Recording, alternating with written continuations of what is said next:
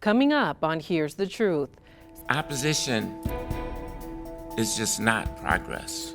City officials make a long-awaited decision on the new home for the Minneapolis 3rd Precinct. Are we endorsing the status quo? Because we don't want to do the actual hard work of truth and reconciliation. What to expect moving forward.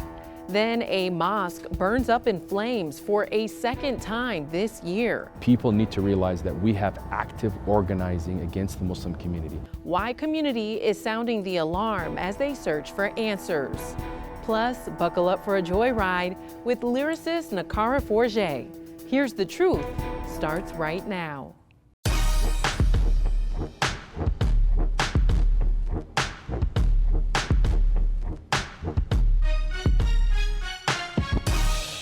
Thanks so much for joining us on this Veterans Day. I'm independent journalist George Floyd.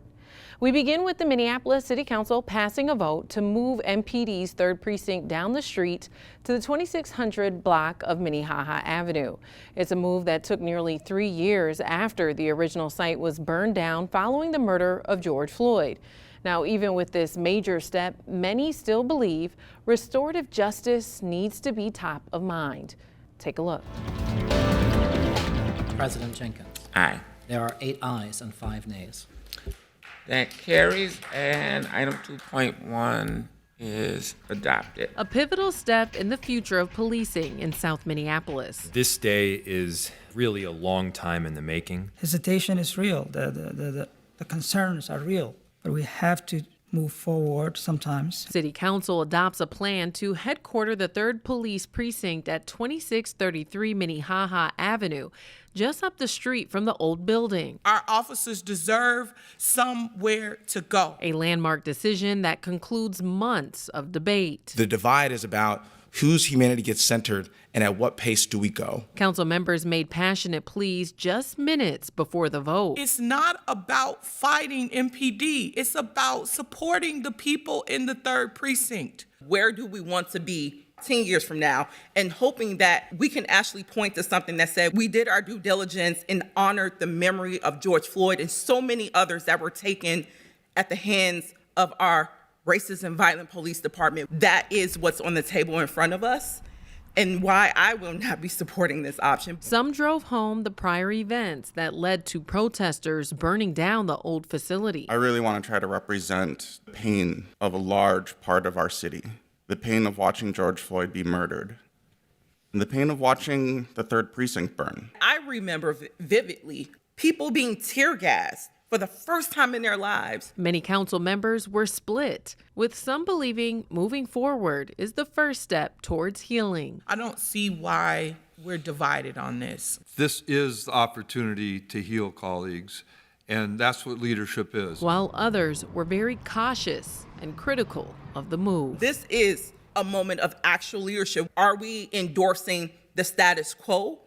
Because we don't want to do the actual hard work of truth and reconciliation. It's just a real shame to simplify healing down to a physical building. This all coming after Mayor Jacob Fry strongly recommended the now agreed upon location.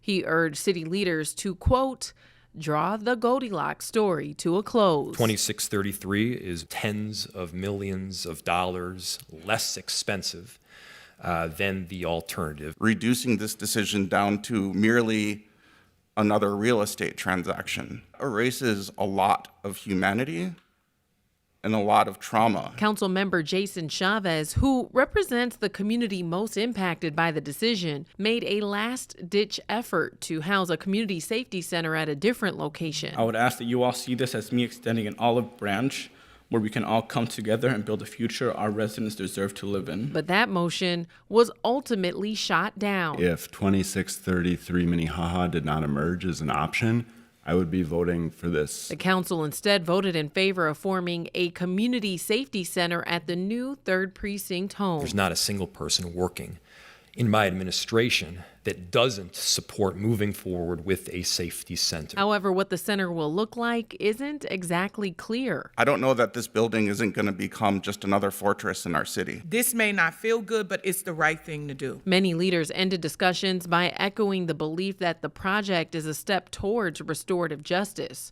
but certainly not the finish line. Hope has to be coupled with active work, collaborative work, and effective work. We are more concerned right now with having some sort of finality to this issue than with making smart and right and thoughtful decisions that we are going to have to live with and our community is going to have to live with for decades. A Minneapolis mosque is left picking up the pieces once again after their property was burned down. Community leaders say all 3 garages at Mercy Mosque were burned to the ground, resulting in over $100,000 in damages. Thankfully, there were no reported injuries. But now, CARE Minnesota has stepped in to call on police and community for answers, while also signaling to the belief that this incident has been a pattern of attacks aimed at Muslims in Minnesota. Here's the story. A Minneapolis mosque engulfed by flames again. This time, all 3 of Mercy Mosque's garages burned to the ground. So far, local authorities have not determined the cause of the fire and have made no arrests. People need to realize that we have active organizing against the Muslim community. That is what is leading to the type of attacks that we're seeing. Jaylani Hussein, the executive director of CARE Minnesota, says the rubble contains residue of deep hate. We've now seen a record history of attacks against mosques in the state of Minnesota. 9 incidents, 9 attacks in Minnesota in 2023, and now so far this year 8 incidents, and the year is still, we have a few more months left. A nightmare all too familiar for the Muslim community. This has shaken our community. For us at CARE, I have never experienced what I'm experiencing in the last 20 some days. We are unable to respond to all of our requests, and I have a team of 12 people. In April, a fire prompted an emergency evacuation. Thankfully, no one was hurt. He's the second roof on fire, so when I actually came, I came from that side, and the roof was melting down, and then things were falling and smoke was filling, and then I went down and literally grabbed kids out of here. The man responsible was charged with arson. These kids have seen the horror and the trauma of the last fire. Jaylani tells us he was at a protest speaking out against the violence civilians are facing in the Gaza Strip when he found out about the fire. Are you serious? Another fire at this mosque that had a fire incident just literally a few months earlier. We made a huge step forward against Islamophobia, but the war in Gaza has almost reopened many wounds that we felt were healed. Now he's calling for peace abroad and in the community he calls home. Many people are really, really concerned about their own safety, personal safety, but also the safety of their place of worship. We also know that race plays a role. So our mosques are targeted because of those who are in it. And this community is both Black, immigrant, and also Muslim. Community is worried about their safety and the lasting impacts it will have on future generations. Are they going to always think about their mosque having some sort of a fire every time they hear a fire truck? Muslim kids and everyone else involved. We also deal with something called internalized Islamophobia. These types of incidents create a mindset where you're not doing what you usually do. Now he's calling for more support after disappointing results to raise money for a security system. We hope that people would come and support the mosque. We did not get that support. If we have raised a little bit more, even this incident, we would have the right cameras facing all the angles. Through it all, Jaylani believes that the light of his faith and community will shield them from the darkness. When we see these moments, we go back to our faith. We try to connect deeper. We believe that there's some good that will come out of these ashes that you see here. Still ahead, a local program puts diverse youth in the spotlight. When our students get a hold of it, they put more flavor into it, they put more creativity. We'll show you how the Minnesota STEM Partnership is guiding youth down a path of excellence. And later, buckle up for a joyride with local lyricist Nakara Forje. More Here's the Truth after the break. This commercial break is powered by U.S. Bank's Access Commitment Initiative. U.S. Bank is building Black wealth by uplifting and supporting Black-owned businesses like these. Papa Legba's Lounge is home to musical legends of the past. Papa Legba offers a place for mature audiences to relax and unwind with signature cocktails inspired by legendary musicians. Papa Legba brings extraordinary soul music to the Twin Cities and provides local talent a platform to showcase their music. Check out our website for weekly performances at papalegba.lounge.com. TNT Academy is the ultimate performance recovery program focused on football skills training, strength and conditioning, and overall mentorship for young men. With our exclusive training program, you'll learn all the secrets of our top athletes to ensure that you're always one step ahead of the competition. We take an innovative approach to focus on injury prevention. We work with all levels, youth all the way up to the pros. For more information, visit tntacademysp.com. At Reviving Roots, we celebrate Black joy because the mental health journey can feel overwhelming, difficult, and even shameful at times. Reviving Roots is a Black-centered and Black-affirming holistic mental health and wellness space in the heart of Minneapolis. While we offer mental health therapy, we believe in a holistic approach to wellness, addressing the whole person by providing a variety of tools and resources. We're here to support our community in living their truth. Learn more at www.reviving-roots.com. Here's the Truth is sponsored by MediaBridge, a media, data, and creative agency who believes the best strategy is to care. For more information, MediaBridgeAdvertising.com. When we highlight Black youth, it's usually in the realm of sports and the arts. But here's the truth. They excel in so many other areas as well. That's why we're introducing you to the Minnesota STEM Partnership, an organization leading the way in making technology more accessible for diverse youth. Take a look. A program tapping into new realities for the youth.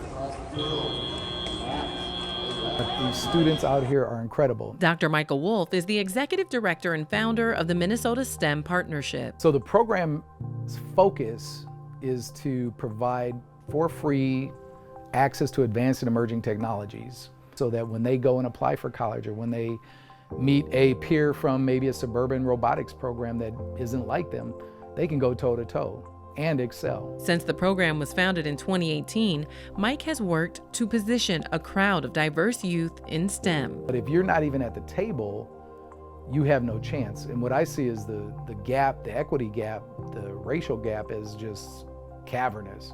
It's crazy. The organizations create space for youth to learn about STEM through competitive robotics, drone, and gaming tournaments. When our students get a hold of it, they put more flavor into it, they put more creativity. A STEM revolution now stationed in the heart of St. Paul. This building is really rooted in the old Rondo neighborhood. It's the old Teen Loft Center. It's currently the JK Movement Center. A place where youth display flashes of brilliance. Ever since I was young, I've always been interested in electronics and games. That's always stuck with me as I grew up. Including the talented Taylor. Our community is really important to make sure that students like Taylor have every single opportunity afforded to them. I know Java really well. I know a little bit of Python since I tinkered with it a bit for a school project, and I know some JavaScript. He's incredible. I mean, Taylor is a one-man wrecking machine. He is not just surviving, he's thriving. Taylor always had that STEM sense. That was one of the strengths that he had and demonstrated as a young man that we noticed. Johnny Allen Jr. is the founder and executive director of the JK Movement and another key mentor for kids in the area, including Taylor. Seeing him progress from 5th grade to where he's at now is it's really a blessing. I told him, even with one of the one-on-one talks that we had, I told him, look, Taylor, you can be a millionaire before 21. That's how smart he is. When I handed him the laptop, I had never seen a child, and I have to say it that way, break down the components, the CPU speed, the amount of memory that it had in capacity. It was shocking. Our job is to make sure that our people, like Taylor, have the same access and opportunities to learn and be exposed to these advancing technologies. Opportunities fostered by his strong support system. My role model is my auntie. She's helped me stay on track. Taylor is a good kid. He don't be into no kind of things. I don't have to worry about him doing this and doing that. When I got Taylor back from where he was taken for 4 years, I made sure I had counseling for Taylor. I put him right into a counseling program when he went to school because I know I couldn't do it by myself. So I needed that extra support.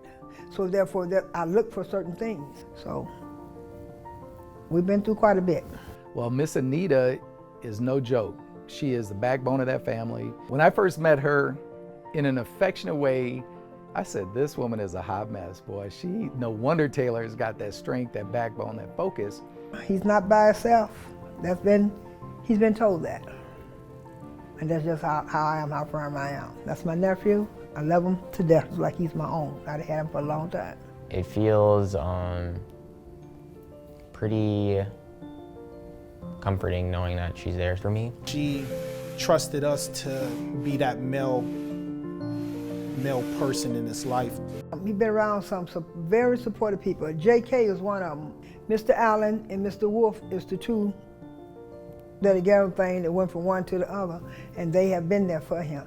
Taylor offers his brilliance through his work with the program, his classwork, and his internship at Progressive Baptist Church. I could maybe spark the same interest that I had at a young age into someone else. A self-determined approach towards his extracurriculars and his future. My goal right now is to absorb as much information as I can, so it'll be easier for me in the future. Because right now I'll be taking PSEO. Those closest to Taylor believe he's a shining light that's destined for an even brighter tomorrow. I'm so proud of him. I really am. I'm really proud of Taylor. And I'm 10 times more excited to watch him give back. Because I don't think Taylor is the type of person that's going to walk away from the community. Grown up me would probably be me working for a big company, a big software company, or maybe me being the president of that company. Still ahead, a masterclass on lyricism and healing. Stay tuned for Joyride with rapper Nakara Forje. My femininity's a problem and a remedy. Rappers be threatened simultaneously, so intrigued. At Nail Partners, we prioritize people. We understand how real estate can unlock a community's aspirations. From the very beginning of a project to its completion, we create space for collaboration. By bringing people together from all walks of life, we're able to build a shared vision that benefits everyone. Because if we want stronger, healthier communities, everyone deserves a seat at the table. Nail Partners, built for community. 3 years ago, COVID-19 forced our entire world to stop. Even as we adjust to a new society, the fight against the virus continues. That's why the Minnesota Department of Health is urging you to get the updated COVID-19 vaccine that's FDA approved. It's specifically designed to combat the latest variants and available for everyone aged 6 months and older. Worried about the cost? Free or low-cost vaccines are available. Just check in with your clinic before scheduling. Don't have insurance? We got you. Just contact your nearest community health center. Corona is still around, so keep yourself and your people safe. Together, we can win this fight. It's time for America's promises to Black and Brown Minnesotans to be fulfilled. It's time for us to equitably share in the wealth of our nation. That's why the Center for Economic Inclusion was created, to embolden employers to invest in Black and Brown-owned businesses and to leverage our talent to bring wealth into our communities. The Center for Economic Inclusion measures what works, and we hold leaders accountable. The time is now. Build with us. Visit us online at centerforeconomicinclusion.org. 10 years ago, I chopped off my hair to experience the way it grows out of my scalp. Now, Nature Syrup has moved from my kitchen to the Macy's Marketplace. That's right, you can buy Nature Syrup at Macy's.com. Your home for hip-hop and R&B. We the best! Power 104.7, where old school meets new school. Lyrically on an incline, experience spiritual, I spit divine. My daytime boss is the I self-divine. Sign, I'm on the right path and I'm fine. Aesthetically pleasing, I'm better than fine. My inner work, get the work, that's why I shine. Rapper Nakara Forje is known for her relentless, self-affirming rhymes, creating what she calls a lyrical sanctuary. In this week's Joyride, she guides us through her lyrical process and how she uses it to foster healing in community and within. Take a look.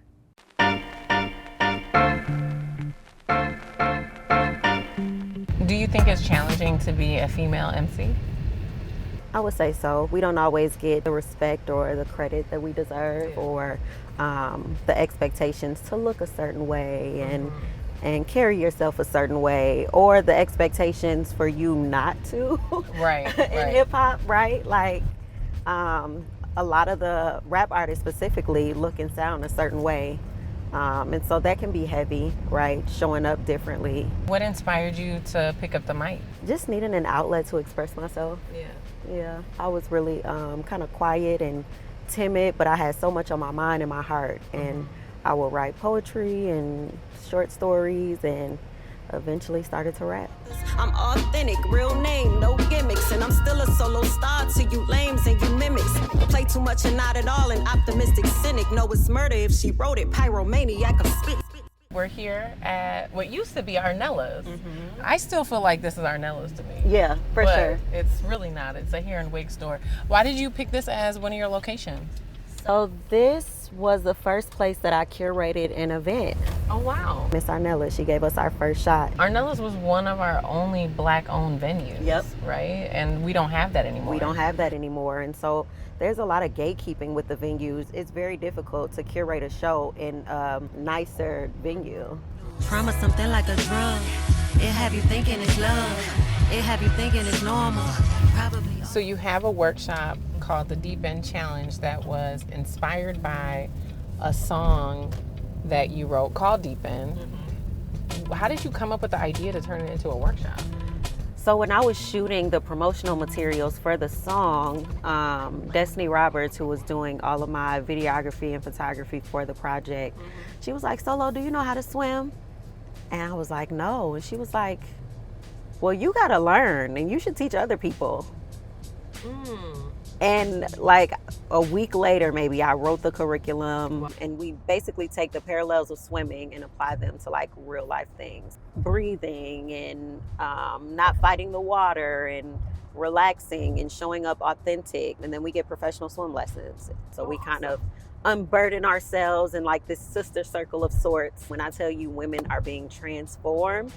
I love that. Thank you. The water is healing. It is, for sure. And so many of us don't know how to swim. We don't want to get our hair wet, and we be on these vacations just looking cute in the water. Can't save ourselves and nobody else. So I want to help change that trajectory. Needed you to be HNIC, walking like you talking, make me wanna act submissively. Man, it's water deep, I ain't feeling it, I ain't feeling safe. You watching me fall, you letting us sink deeper every day. So Nakara, we're here at the shop, but this actually used to be Flavor Cafe, right? Yes. This was the first place that I performed. This is also where I met my best friend, Essence, rest in peace. And so Essence, you and she were really close. What was that like for you, losing your best friend? It was heartbreaking, as you can imagine, but like just part of her spirit and the way that she lived her life was so inspirational for me. Although I was sad, I was motivated to do and be more. I wanted to live more life. I wanted to be more intentional about my dreams and my music because she was such a champion and a fan of mine, and I just felt like I can't waste these gifts. What impact do you hope to make with your music? I would like to show women that they can show up authentically and still be that girl. I want to leave a legacy of raw honesty, and really exemplify that you have the power to heal yourself from the inside out. Right? It's a journey, it's a progress, it's ugly, but you don't have to be perfect or have it all together to be amazing. Well, if you're open to it, I'd love for you to do a car performance. Okay. Yes. Look, searching outside of myself, never found what I was looking for, knocking and picking on locks. All I needed was an open door. I had to switch up the route, on a path for my greater good. Tired of repeating myself, explaining shit that should be understood, but you can't hear me cause you don't aim to. You can't feel me, you're in pain too. You're so comfortable being uncomfortable. Switch my lens up, change my angle. Am I my best self when I'm with you? If that's a question, then I don't need you. So I didn't leave you, I left parts of me that could not serve me for my next journey. Fear is a hell of a drug. It have you thinking it's love. It have you thinking your friends, or even all the above. Thanks so much for watching Here's the Truth. To support our weekly TV show, head over to georgiafort.com and become a monthly subscriber. In the meantime, have a wonderful weekend, and I'll see you next Saturday at 11. Coming up next week on Here's the Truth, a growing fitness empire has a new way for you to get fit. How Kiara Johnson and Power Me Athletica is helping tone up bodies and sisterhood. Plus, buckle up for a joyride with one of the hottest soul singers in the Twin Cities. Don't miss Here's the Truth, Saturdays at 11 on the CW Twin Cities.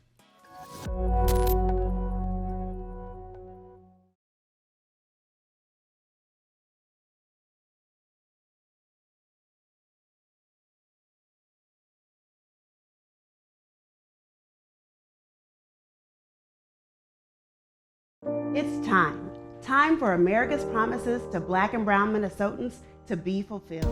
It's time for us to equitably share in the wealth of our nation. That's why the Center for Economic Inclusion was created, to embolden employers to invest in Black and brown-owned businesses and to leverage our talent to bring wealth into our community. The Center for Economic Inclusion measures what works, and we hold leaders accountable.